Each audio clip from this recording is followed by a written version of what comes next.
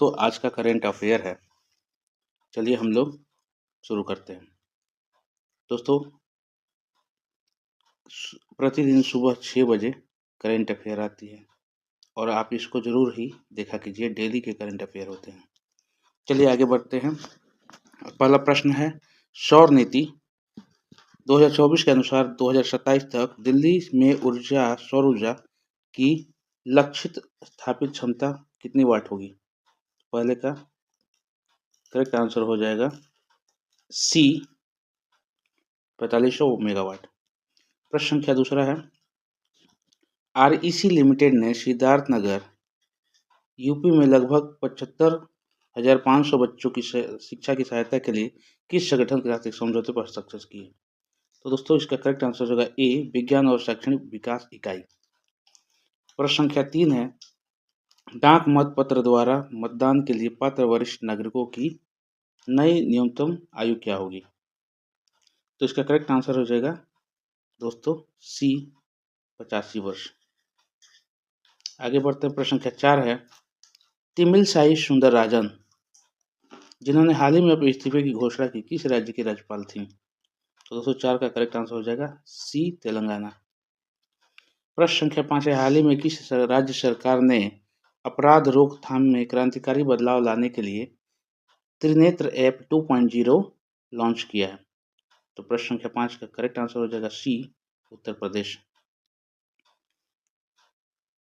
प्रश्न संख्या 6 है, हाल ही में विकास के चुनाव यानी हाल ही में भारत के चुनाव आयोग ने 85 वर्ष के अधिक आयु के व्यक्तियों के लिए 40% दिव्यांगों के लिए आसान मतदान की सुविधा के लिए कौन सा ऐप लॉन्च किया है? तो दोस्तों 6 का करेक्ट आंसर हो जाएगा सी सक्षम ऐप।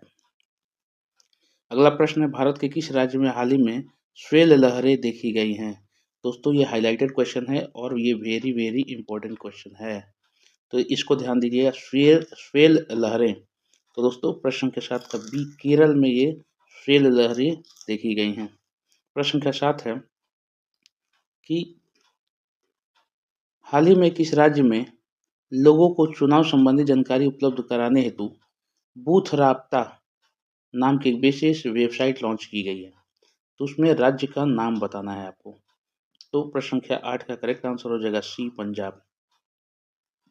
प्रश्न संख्या 9 है, एयरपोर्ट काउंसिल इंटरनेशनल ACI के अनुसार 2023 के लिए दुनिया के शीर्ष 10 व्यस्त हवाई अड्डों में किस हवाई अड्डे का नाम शामिल किया गया है?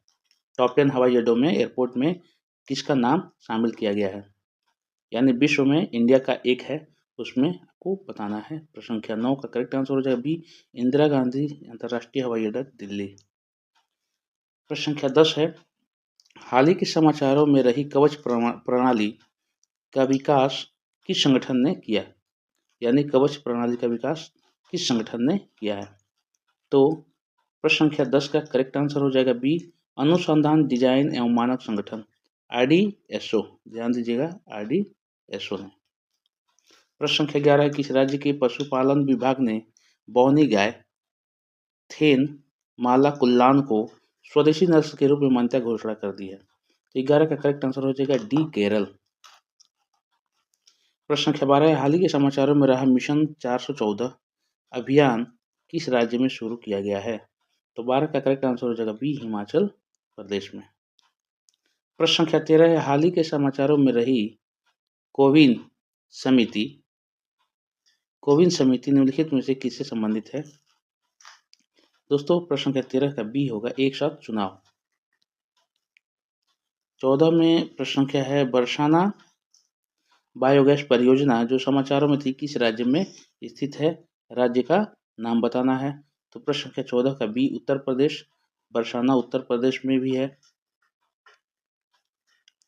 प्रश्न संख्या 15 है, हाल ही में भारत सरकार ने निर्यात प्रतिबंध के बावजूद किन देशों को प्याज के निर्यात की अनुमति दी है? यानी कि अनुबंधन यानी निर्यात की प्रतिबंध लगा है लेकिन फिर भी प्याज के निर्यात की अनुमति दी गई है।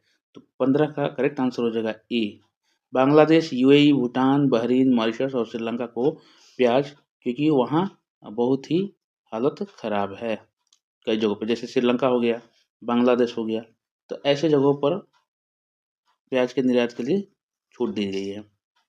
प्रश्न संख्या 16 है, हाल ही में किस राज्य ने कृषि क्षेत्रों के लिए डिजिटल जल वितरण प्रणाली शुरू की है? तो दोस्तों डिजिटल जल वितरण प्रणाली 16 का करेक्ट आंसर हो जाएगा बी, राजस्थान। प्रश्न संख्या 17 है, हाल ही के समाचारों में देखी गई rat hole mining manual drilling की एक विधि जो किस राज्य में सबसे अधिक प्रचलित है? रैट होल माइनिंग 17 का करेक्ट आंसर हो जाएगा ए, मेघालय। प्रश्न संख्या 18 है, हाल ही में किस संस्थान ने गंदे नदी जल के उपचार के लिए पर्यावरण अनुकूलन समाधान की खोज की है? तो 18 का करेक्ट आंसर हो जाएगा बी, भारतीय पेट्रोलियम ऊर्जा संस्थान विशाखापत्तनम ने गंदे नदी जल के उपचार के लिए पर्यावरण अनुकूल समाधान की खोज की है। प्रश्न संख्या 19 है, हाल ही में सर्वोच्च न्यायालय ने राजस्थान सरकार को किस बाघ अभ्यारण्य को महत्वपूर्ण बाघ आवास के 1 किलोमीटर की परिधि में चल रही 68 खदानों को बंद करने का आदेश दिया है? दोस्तों ये बहुत बड़ा डिसीजन है सरकार का। अब आपको उसमें से बताना है कि कौन सा रिजर्व था। तो 19 का ए हो जाएगा, सरिस्का टाइगर रिजर्व के पास ये 68 खदानें बंद हुई हैं। 20 है प्रश्न संख्या, हाल ही में किस सशस्त्र बल ने पश्चिम बंगाल में प्रदूषण प्रतिक्रिया सेमिनार और मॉक ड्रिल आयोजित की थी? तो 20 का करेक्ट आंसर हो जाएगा भारतीय तटरक्षक, ऑप्शन ए करेक्ट आंसर हो जाएगा। प्रश्न संख्या 21 है, किस भारतीय पर्वतारोही ने हाल ही में एक ही मौसम में 2 बार माउंट एवरेस्ट और माउंट लोत्से पर चढ़ने वाले पहले व्यक्ति बनकर इतिहास रच दिया है? तो दोस्तों प्रश्न संख्या 21 का सी आंसर हो जाएगा, सत्यदीप गुप्ता ने। प्रश्न संख्या 22 है, हाल ही में किस राज्य ने कक्षा 7 की आईसीटी पाठ्य पुस्तकों में आर्टिफिशियल इंटेलिजेंस सिखाने की शुरुआत की है? तो 22 का करेक्ट आंसर हो जाएगा ऑप्शन सी, केरल। प्रश्न संख्या 23 है, हाल ही में किस मंत्रालय ने विश्व तंबाकू निषेध दिवस 2024 पर तंबाकू मुक्त शैक्षणिक संस्थानों की कार्यान्वयन मैनुअल का शुभारंभ किया है? तो 23 का करेक्ट आंसर हो जाएगा ए, शिक्षा मंत्रालय ने। प्रश्न संख्या 24 है, हाल ही में हुए लोकसभा चुनावों में कितनी महिलाएं विजयी हुई हैं? तो दोस्तों इसका करेक्ट आंसर होगा 24 का बी, 74 महिलाएं विजयी घोषित हुई हैं। प्रश्न संख्या 25 है, पेमा खांडू हाल ही में किस पूर्वोत्तर राज्य के मुख्यमंत्री बने हैं? तो 25 का करेक्ट आंसर हो जाएगा ए, अरुणाचल प्रदेश।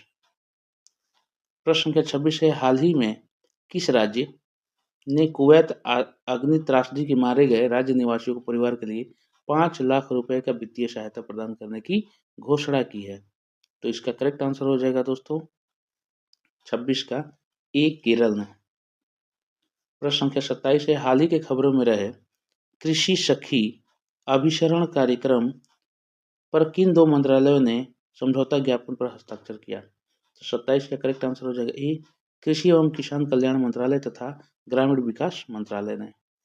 प्रश्न संख्या 28 है, हाल ही में विश्व बैंक और किस मंत्रालय ने एवियन इन्फ्लुएंजा के लिए तैयारी में सुधार के लिए मध्य प्रदेश में 2 दिवसीय सिमुलेशन अभ्यास का आयोजन किया?